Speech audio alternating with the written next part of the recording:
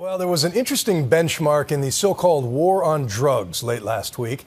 For the first time in 4 decades, pollsters at Pew found that a slight majority of Americans favor the legalization of marijuana. But while some states are loosening age-old drug laws, others are cracking down with mandatory random drug tests for kids as young as 12.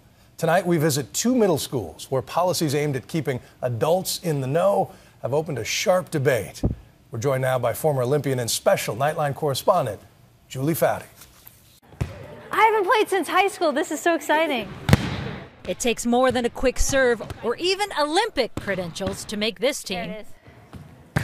Nice. Before becoming a Lady Spartan, each of these 12 and 13-year-olds must first pass a test they all say is a little embarrassing. It's disgusting. It's kind of weird because they tell you to go to the restroom and then you come out with a cup and it's just really awkward because there's other people standing there. Yeah.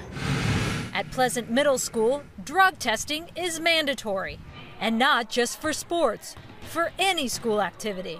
Principal Lane Warner says the random tests are keeping this school in Marion, Ohio, drug-free. What we're testing for are common street drugs. What's that feeling when Mr. Warner walks in and calls out your name for the random drug test? Well, he doesn't tell you. He just calls your name, so you get so scared that you're in trouble. He doesn't tell you it's a drug test. So you start freaking out. I get scared. I'm like, okay, what have I done that I could get in trouble for? It's violating your rights. That's a big deal. But when Alexis Keeter was told she needed a drug test to join the scrapbooking club, her parents said no way.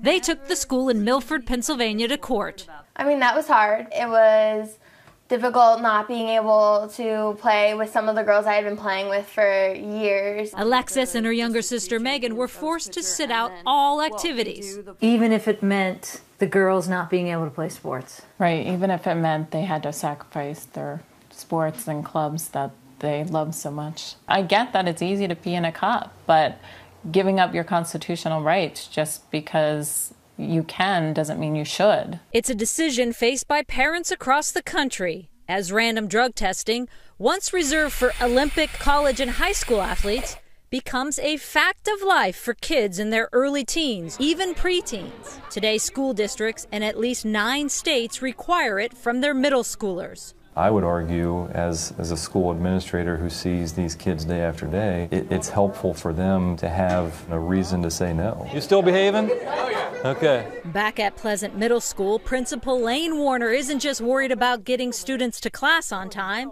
His bigger concern, the stories he's heard about what some kids this age are bringing to school. Little things that they hide drugs in, they carry around with them that look like a normal highlighter. It was very eye-opening. How easy is it for a 13, 14-year-old? I would love to say, boy, that's something that the kids around here, they just really have to work hard to do. Heroin is making a big comeback. It's becoming more popular, and it's pretty accessible. But Warner says random testing is working. He says in 6 years, there's been just 1 positive test here. Are you testing the right kids? Because you're getting the student athletes. Really, shouldn't the schools be testing the outliers, the kids that aren't necessarily in that structured type of environment? Does that mean that every kid's identified, or every kid or kids are getting away with it? I don't think it means that. I think that means that in large part it's effective. But even though the U.S. Supreme Court ruled random drug testing for high school athletes is constitutional, the Keeters won an injunction, preventing their school from enforcing the policy. It means the girls can play again, while the issue is settled in Pennsylvania Supreme Court. Is that you? Yeah, like one of the tallest as a freshman? Look at you, I love that. I, over the years, had to pee in mini cups, right through Olympics and World Cups, and we understood we weren't the ones necessarily cheating, but the argument of maybe it's for the greater good. Clubs and after-school activities are normally a way for kids to not be involved in drugs. Throwing up the barrier of having to be drug tested for it might prevent those kids from even trying out. But back on the volleyball court, a different take from the Lady Spartans. So overall, you guys think it's a good thing? Yeah. Definitely. Yeah, I think it's helping stop it.